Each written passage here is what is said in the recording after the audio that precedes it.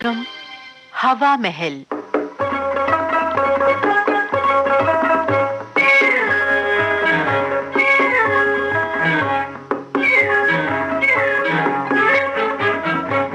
आज इस कार्यक्रम में सुनिए वीरेंद्र कश्यप की लिखी हास्य नाटिका बुखार।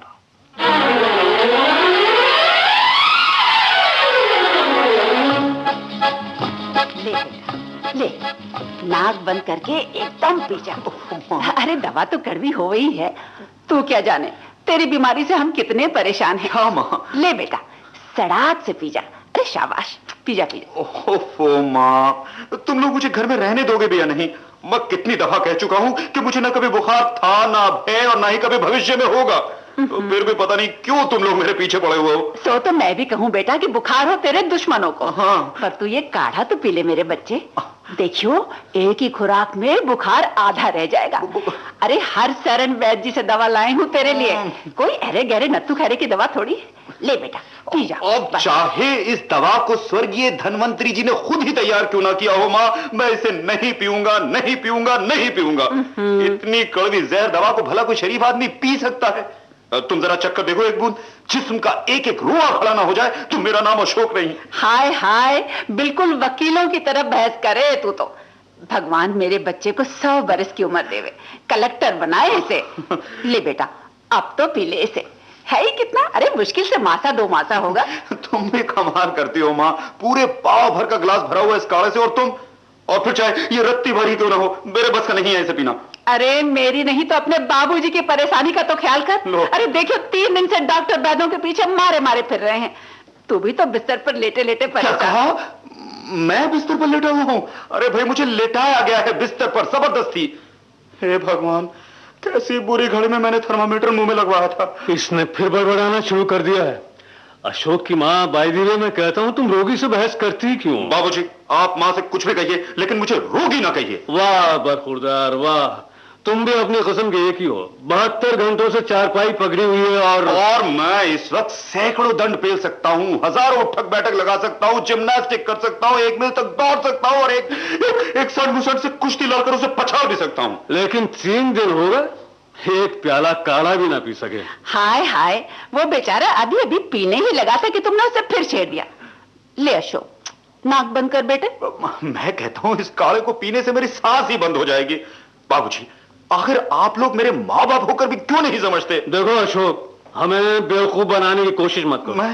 भाई दीदी तुम ये समझने की कोशिश करो कि अपने इकलौते बच्चे को बीमार देखकर माँ बाप के दिल पर क्या बीत। जी भाई दीदी हम मानते हैं कि दवा कड़वी है, लेकिन कोई भी दवा इतनी कड़वी नहीं होती जो पी ना जाए। तुम्हें मालूम होना चाहिए कि जब हम तुम्हारी उम्र के थे तो अचानक ही हमारी कनपट्टी पर बाय द वे फुंसी पैदा हो गई। और बेटा तेरे बाबूजी ने फुंसी की कोई चिंता न करके 1 महीने तक रोज नीम के पत्तों का आधा से रस पिया था, जिससे खून में कोई विकार न रहे। जी। और बेटे हमारे इस काम से हमारी सेहत सुधर गई, साथ ही साथ घर वाले भी बड़े खुश हो गए थे। भाई दी अशोक तुम ये मत समझना कि हम तुम्हें कोई उपदेश दे रहे हैं। नहीं कहा भाई तुम तो हमारे समझदार बेटे हो। अशोक की माँ जी, ये गिलास तुम अशोक के हाथ में दे दो। अच्छा। वो खुद पिएगा काढ़ा भाई। हाँ तो बेटा देखो हम आंखें बंद कर लेते हैं और तुम पी जाओ। हम 1 2 3 कहते हैं, 1 2 3 पी जाओ बेटा पी जाओ। हाँ हाँ एक सांस में पी जाओ। हाँ मैं कहता हूँ पी जाओ। हाय हाय, तुम तो बुरी तरह डांटने लगे बच्चे को। जहाँ पहले चेहरे का पसीना तो सुखाओ अपने। मैं कहता हूँ अशोक की माँ कहते हो तो कहते रहो। 3 दिन से बराबर बुखार है उसे, कमजोरी बढ़ गई है, आखिर एक सांस में कैसे पी जाएगा इतना सारा काढ़ा। ले बेटे। बेटे अशोक। माँ एक सांस में 2 सेर दूध पी सकता हूँ, 5 कच्चे अमरूद खा सकता हूँ, 2 दर्जन केले खा सकता हूँ, यहाँ तक कि कड़वे करेले खा सकता हूँ, पर 1 प्याला काढ़ा नहीं पी सकते। बाबूजी ये नीम के पत्तों से कहीं ज्यादा कड़वा है। कोई बात नहीं बेटा कोई बात नहीं, हम भी तुम्हें काढ़ा पिलाकर ही दम लेंगे। भगवान। बेटा ये काढ़ा मैं 15 दिन तक पी चुकी हूँ। अरे मुझे भी तेरी तरह 100 बुखार था। ना कमबख्त बढ़ने का नाम लेता था ना घटने का। 5 दिन बाद तुम्हारी माँ को जब ये काढ़ा दिया गया तो कहीं जाके मेरा बुखार उतरा। वाह। हाय वैद्य जी, भगवान उन्हें 100 बरस की उम्र। क्या बकती हो जी, वैद्य जी पहले 102 साल के हैं।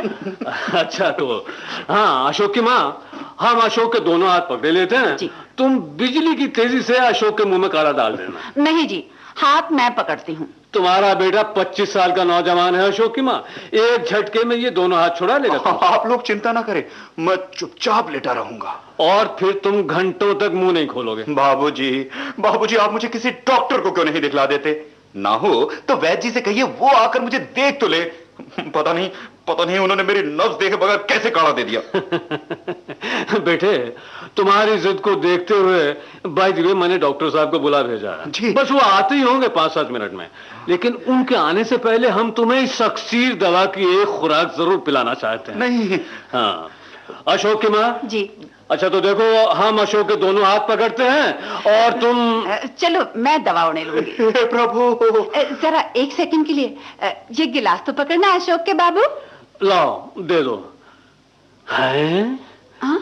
मुझे तो तुम्हारा हाथ भी कुछ गर्म महसूस हो रहा है, कहीं तुम्हें तो। क्या बकते हो जी? बहुत अच्छे। अरे अभी तो मैं कढ़ी चावल खा के उठी हूँ और सुबह से अब तक कसाले का काम करती रही हूँ। मुझे भला कहीं बुखार हो सकता है? इन बातों का बुखार से क्या ताल्लुक है? तुम फौरन थर्मामीटर लगाओ। कहीं तुम्हारा दिमाग तो नहीं सठिया गया है अशोक के बापू?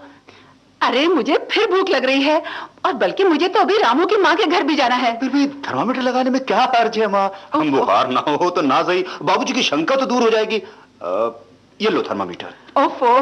देखो बेटे, तुमने जरा अपनी माँ की तबीयत खराब होने की बात सुनी तो तुम्हें भी टेंशन हो गई, यानी तुम्हारी भी चिंता बढ़ गई। चिंता की तो बात है ही बाबूजी। यही हाल हमारा भी है अशोक बेटा, तुम्हारे लिए हमें बहुत टेंशन है, हम बहुत चिंतित हैं। आप ठीक कहते हैं बाबूजी, मैं गलत था। अच्छा तो बच्चे, अब तुम चुपचाप काढ़ा पी लो। पी तो लूंगा बाबूजी, पर आपको एक कष्ट दूंगा। हाँ बेटे जरूर, कहो। बाबूजी मैं सीधा लेटा रहूंगा और किसी ना किसी तरह मुंह भी खोल लूंगा, बस आप एकदम खुराक मेरे गले में पहुंचा दीजिए। शाबाश बेटा शाबाश। 1 सेकंड ठहरो। क्यों? मैं जरा थर्मामीटर देख लूंगा। हाँ जी। लाना जी जरा देना इधर थर्मामीटर। ये लो। देखा। मैं पहले ही ना कहता था अशोक की माँ तुम्हें भी बुखार है 100 डिग्री, ठीक अशोक की तरह। वो क्या मालूम बाबूजी, माँ को भी 2-3 दिन से बुखार रहा हो सकता है। हो सकता है। मैं कहती हूँ तुम्हें अब कुछ कहने सुनने की जरूरत है ही नहीं, तुम्हें लेटने की जरूरत। हाँ माँ। संतू, ओ संतू, अबे संतू कहाँ मर गया तू? क्यों जी, कहाँ चले गए थे तुम? डाकघर गया था बाबूजी। अशोक बाबूनी ने 3 पोस्टकार्ड और 5। अच्छा ठीक है। तुम इस चारपाई पर एक बिछौना अशोक की माताजी के लिए लगा दो। जल्दी, बुखार है और ये थर्मामीटर धोला। क्या मुसीबत है। बाबूजी अब इस काढ़े की 2 खुराक बना लीजिए, एक खुराक माँ को भी तो चाहिए। तुम ठीक कहते हो बेटा, बिल्कुल ठीक कहते हो। बाय द वे ये लो अशोक की माँ, लो पहले तुम पी जाओ दवा, जल्दी। तुम्हें देखकर अशोक की हिम्मत भी खुल जाएगी। अरे मैं नहीं पीऊंगी ये कड़वा काढ़ा, मेरा जी पहले से ही मितला रहा है। वाह जी वाह, ये कैसे हो सकता है? बिस्तर तैयार है बाबूजी, और ये लीजिए थर्मामीटर। हाँ, अशोक की माँ, तुम तो पहले भी इस काढ़े को 15 दिन पी चुकी हो। हाँ, तुम लो पी लो। उधर तुम्हारा बुखार उतरा, इधर मेरी और अशोक की टेंशन यानी चिंता एकदम दूर हो जाएगी। अजी नाली में फेंकिए इस काढ़े को, भाग में बुखार होगा तो होके ही रहेगा। वैद्य जी का काढ़ा तकदीर के लिखे को थोड़ा ही बदल सकता है। देखो अशोक की माँ, अब तुम्हें भी जबरदस्ती पिलाया जाएगा काढ़ा। दवा के मामले में मरीज की नहीं चलेगी। गुस्सा ना कीजिए बाबूजी, लाइए पहले मुझे पिला दीजिए दवा, माँ अपने आप पी लेंगी बाद में। जियो बेटा, जुग जुग जियो। अच्छा तो तुम सीधे लेट जाओ। हाँ। मैं तुम्हारा मुंह खोलकर अपने आप दवा डालूंगा। हाँ। जी हाँ इस तरह, बस अब हिलो डुलो मत। जी। हाँ, मुंह खोलो मुंह खोलो। ठहरिए बाबूजी। क्यों, क्या बात है बेटे? बाबूजी मुझे आपका हाथ भी गर्म लगता है, कहीं आपको तो। अरे पगले, धूप में चल फिर कर आया हूं ना, कोई बर्फ खाने में तो बैठा नहीं था। और फिर मेरे चेहरे की सुर्खी क्यों नहीं देखते हो तुम लोग? सुर्खी बुखार से भी बढ़ जाती है कभी कभी अशोक के बाबू। थर्मामीटर तो पास में पड़ा है, लगा के क्यों नहीं देख लेते? ये लीजिए बाबूजी थर्मामीटर, भगवान करे आपको बुखार हो। बेटा अशोक, वैद्य जी मुझे बता रहे थे कि आजकल भूत के बुखार बहुत फैल रहे हैं। माँ भूत नहीं, वैद्य जी छूत की बीमारियों का जिक्र कर रहे होंगे। बुखार भी तो बीमारी ही होती है बेटा। तब तो ये काढ़ा पीना ही होगा माँ तुम्हें। अरे मेरी जिंदगी का क्या है बेटा, जिंदगी तो तुम लोगों की चाहिए। लाइए बाबूजी, मुझे दीजिए थर्मामीटर। अरे आपको भी बुखार है 100 डिग्री, मेरी और माँ की तरह। सच? संतू संतू, संतू, अरे इस पलंग पर एक बिस्तर और बिछा दे, एक और एक खाली प्याला भी लेते आना। जल्दी। जी अच्छा। हाँ अशोक, हाँ जी माँ। अब इस दवा के 3 हिस्से कर दे। जी अभी करता हूँ। एक खुराक तेरे बाबूजी पिएंगे। भाई आज मेरे बुखार का पहला दिन है, आज मेरा दवा पीना ठीक नहीं। कौन जाने बाबूजी, आपको भी मेरी और माँ की तरह कल परसों से बुखार हो। बिस्तर लगा दिया है बीवी जी। अच्छा। और ये लीजिए प्याली। लो। अशोक बेटा, जी। सबसे पहले अपने बाबूजी को एक खुराक दे। सबसे पहले? अरे इनके ही दम से तो गृहस्थी चलती है हमारी। मैं आज बुखार के पहले दिन दवा नहीं पीऊंगा, नहीं पीऊंगा, नहीं पीऊंगा, ये मेरा उसूल है। लेकिन नीम के पत्तों का रस तो तुमने उसी दिन शुरू कर दिया था जिस दिन तुम्हारी कनपटी पर फूंसी। ठीक है, लेकिन ये काढ़ा है। नमस्कार कृपा शंकर जी। आइए डॉक्टर साहब, आइए आइए, तशरीफ लाइए, आपकी सख्त जरूरत थी। देखिए मुझे और अशोक की मां को भी 100 बुखार हो गया है, और अशोक के बारे में तो मैंने आपको टेलीफोन पर बता ही दिया था। लेकिन डॉक्टर साहब, मुझे भूख बहुत लगती है, दौड़ने भागने को जी करता है, और बिस्तर सबसे बुरा लगता है। लाइए नब्ज दिखाइए। डॉक्टर साहब, मैंने थोड़ी देर पहले कढ़ी चावल खाए थे, अब फिर भूख लग रही है, बदन में फुर्ती महसूस कर रही हूँ। आप भी नब्ज दिखाइए। मैं बिल्कुल चंगा हूँ डॉक्टर साहब, देखिए फिर भी मुझे 100 बुखार है। आप भी लाइए अपनी नब्ज। क्या बात है डॉक्टर साहब, आप खामोश हैं। कोई खास बात नहीं कृपा शंकर जी, मैं सोच रहा हूं मैं यहां बेकार ही आया। आपका थर्मामीटर गलत है।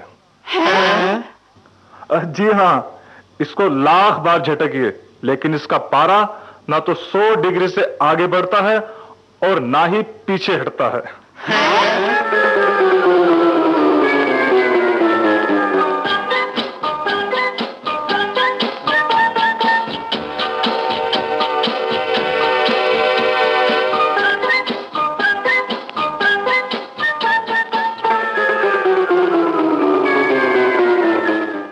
बुखार। अभी आपने वीरेंद्र कश्यप की लिखी हास्य नाटिका सुनी। भाग लेने वाले कलाकार थे शिवराज, छाया आर्य, मिश्री लाल, सत्यम चौहान और किशोर कपूर। सहायक कुमारी परवीज, निर्देशक और प्रस्तुतकर्ता गंगा प्रसाद माथुर।